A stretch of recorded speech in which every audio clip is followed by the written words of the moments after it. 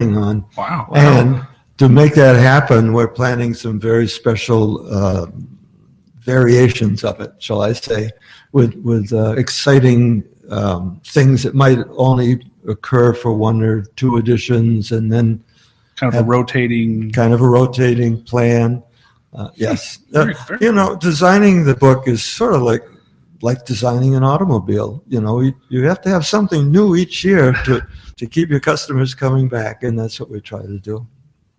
One last question for you, Ken.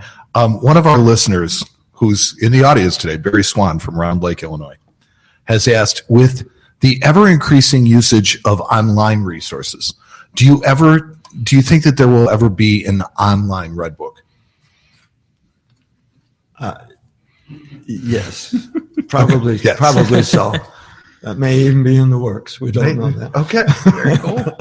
You heard it here first. Well, I'm not going to promise anything. Well, Ken, it's been an absolute pleasure and an honor to have you on our show. When we do these big shows, I try to think of the biggest names in numismatics to be our headliners, and you are someone that I've wanted to have on for quite some time, and I'm really glad that we could work it out. I wish you nothing but success in the future. You're a great guest, and you've been just a tremendous person. We thank you very much. Thank you very much. Ken Bressett. Our next guest is the outgoing president of the American Numismatics Association. An educator by trade, Walt has been a high school principal and earned a PhD in philosophy from UCLA. He lists among his life goals to entertain and educate young people about collecting and studying coins to get them captivated. His vision is to make the ANA the preeminent source of numismatic education in America. He's been working with the ANA for almost a decade, and although stepping down this year as president, will remain on the board of governors for another term, and hopefully much longer after that. Walt is passionate about people, learning, and the ANA. It has been my pleasure to meet him only a few times, but I've always found him to be engaging, interesting, and focused on growing the hobby of coin collecting for generations to come. Please welcome to the Coin Show, Mr. Walt Ostromecki. Thank you. Thank you. It's an honor to be here and be considered in such august, I guess, with the body of such characters as Ken Bressett, Bill Fever. They've all left, of course. I know what they were here for, but anyway, nice to be here. Now, Walt, one of your goals with this past administration was to redesign and rebuild money.org. In retrospect, how do you think you did? Well, this was something new, just like Ken Bressett. You asked him was going to be online. Well, the ANA's had a website, but, maybe that's better left said. But it was to allow us to reach out to the next generation of collectors. Today, we see all these kids with the iPods and so forth, the instant knowledge that they would like to have. Will you talk louder? No, you're good. But they will get the knowledge. And the thing is, how many of you can come to Colorado Springs to see what we have in our museum? How can we reach the next generation of collectors for education? What kind of programs can we put on? And this current board decided to take that challenge on and create a new website. And what that website is trying to do is to create value, content value, to attract individuals out there of all ages, non-numismatists, to our hobby, our coin hobby. And do you have anything specifically about the new website that you're most proud of? Well, some of the things that we have, what it's able to do now, you could take a virtual tour of everything that we have in our museum. It's from time to time from our coins and currency, but also you can zero in. We have, for example, we've got the Treasures of the Deep as a current display that's on there. But you can also learn online, although it's impersonal. You can learn through Coin Basics 101.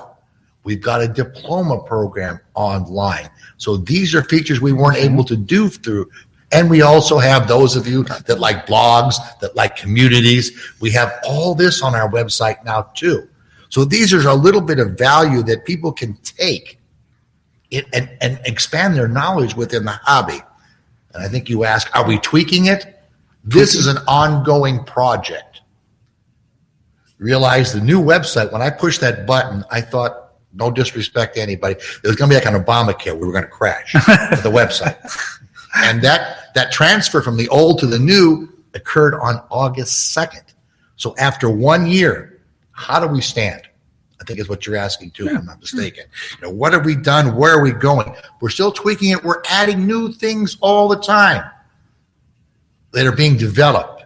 And as we get fundraising sponsors for many of these programs, we're able to do it. You know, for me, one of the proudest things is not two of the proudest things that are going to happen. Around November 1st, finally, we will have 127 years of the Numismatist digitized and online. Oh, cool. And it will be in several searchable formats. So if you push sent, you get 10,000 pages. Well, Lincoln sent, Indian sent. What way do you want to go? So they'll be able to do that. So I'm looking forward to that because that'll be a great value for researchers, for anyone. And the second one is something that just happened a couple of days before the convention. You want gimmicks or games, I guess we call it. Today you go to the airplane, you see the kids using apps with games. We're working on even having apps. Can you imagine having candy coin instead of candy apple or candy? No, it is. Coinville. Yeah, the kids are going to see these coins and be excited about it, or the adults. So we're planting the seed of coins. We're still doing the same thing, like the old Pac-Man. They'd be gobbling up dollars or whatever. You see where my generation is. But one of the things that's happening is what we're calling the grading game. It's been one of my visions, one of the last ones for the educational vision of the ANA for this past year on the website as well. And that would be based on the old game called concentration, where you pick squares and you learn how to grade everything from Indian cents, Lincoln cents, Morgan dollars. So you click on a square and it gives you half of one. Click on another. It puts the halves together and say, congratulations, you have graded a Morgan dollar extra fine. Takes it, puts it up in the corner, continues till you get the good, the great. And this is also challenging. You can put down beginning collector, intermediate collector, advanced grading. I mean, be impersonal, but here is the most important component to our hobby is the grade of the coin, which adds to its value. Mm-hmm. But when you get done, it'll clear out all those. Congratulations, you've completed a course. For those that have the app, we'll give you a star, or you can collect 10 points. So we have ways to work it in. But this was done through the great benevolence of one of our greats in the hobby, Chet Krause. He's made it a reality. I'm sorry, I'm giving you way more than you want. But it's ongoing. It will continue to develop in the future. This is not just a one shot, and it's going to be, we're always adding. I'm sorry. Walt, member benefits were also a high priority for you. How has the new approach to member benefits evolved, and are there areas that you would like to further improve? Well, the member benefits do go back to what I had just said, the value. So for me, it's the educational value that the ANA can offer. And my vision one day, even for the website too, is when you put just the word money in Google, the very first thing that comes up is what? American Numismatic Association, the premier go-to educational resource for the hobby. And so this is what the internet and things have allowed us to do. So we're looking at value, and the new approach is value too for customer service. We believe we can do better in our educational outreach programs on the internet because that's what the next generation of collectors are looking for. So we're gearing up for that. We have to prepare now for 10, 15, or whatever years in the future. So for me, this has been exciting. The new approach, again, is with customer service, providing what our customers, members, public, or researchers need. One of the things that I've always noticed about you, Walt, is your passion for the hobby and for the collectors that love the hobby. And you describe getting kids to smile as your reward. Has this always been the driving force behind your educational career? I think in numismatics it has. It's, you know, as a teacher, my background, you've been in education for 39 years. I'm only 39, so don't worry about it. But when you see a youngster, 6-year-old, 8-year-old, get a smile when they can discover a coin or go on a treasure hunt. We have treasure trivia here and other programs. To see that little light come on, it's like being in the classroom, clicking, timing, and to be able to plant that seed in a youngster And who's along with that youngster? I'm sure they weren't driving. They might have been. But, but the parents is there too. We can plant the seed, but who nurtures and grows that seed? The parent. So the byproduct is to get the parent.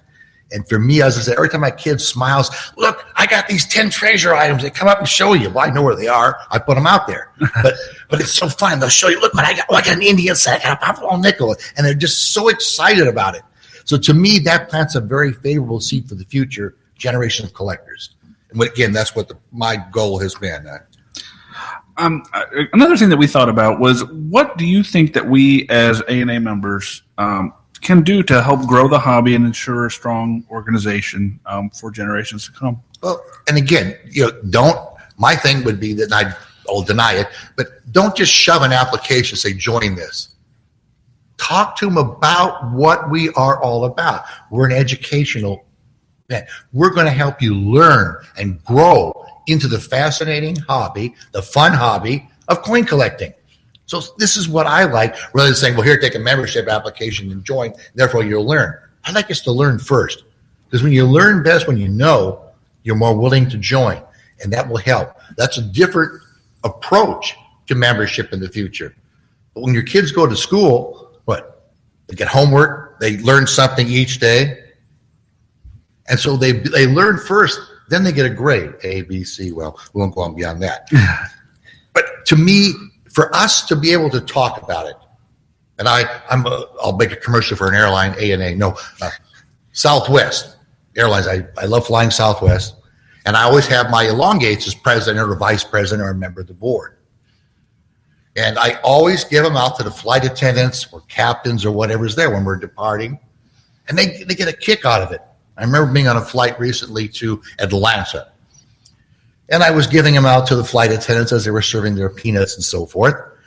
And she says, oh, look, this guy is the president of ANA, All Nippon Airlines. Why in the world is he on Southwest? And didn't you get a chance? Well, let me tell you, that's not All Nippon Airways. It's not the American Nursing Association. Let me tell you about this. Is this a coin? I says, yes, it's a 1 cent. Now, you may have trouble spending it because you rearrange the design. So for us to be able just to share our hobby at every avenue, if we love it, if we have a passion, I don't think my passion shows, but not a bit. Thank you, Mike. It's that you and I are the important component. It's how we sell our product or we promote our product. And that's the way I like to look at it from the ANA standpoint, the website, but one-on-one. That's the best way to sit down and talk, as we're doing an interview here. In this case, it's 3-on-1, but that's okay. So that's part of our research, our goal, our work. Do you think that the ANA can take an influential role in upcoming coinage design and changes in coinage, or should we be more focused on just enjoying whatever it is that is created and focused more on absorbing the how and why instead of being advocates for change? And I would tend to, as Ken Bressett alluded to, the second, to be satisfied with the culture, the lore, the history that's being depicted. The process, and I've been there in Washington sitting through those committees, it's so political, so many vested interests. I don't think any organization can actually, help change the design. I picked a number of designs through the CCAC. I was asked for Kennedy. Well, the one they picked was not one I wanted for the Kennedy dollar. I mean, I was not satisfied. So do the politicians listen? No, they've got all their vested interests. So I think we should, but then, if we get something we don't like, but look at the history that's being depicted, the geography, the music. That's why the state quarter program started. You could teach a class. You could teach a class in the America Beautiful. It's easier to go in there, name dates and places, but to have these coins and show something on it. And again, it's sharing our hobby. How do you think we can improve the outreach provided by organizations like the ANA? Again, it's basically getting the message out there. Making sure, even like podcasts such as this, that help folks that may not be. Not to brag something, but our Portland convention in March. One of the ways was, how do we get more people to that particular show? We have newspapers, you get a few TV spots here. And then something I call provenance often plays a role. We had been trying to get onto public radio for a while to get these spots about what's happening, what's this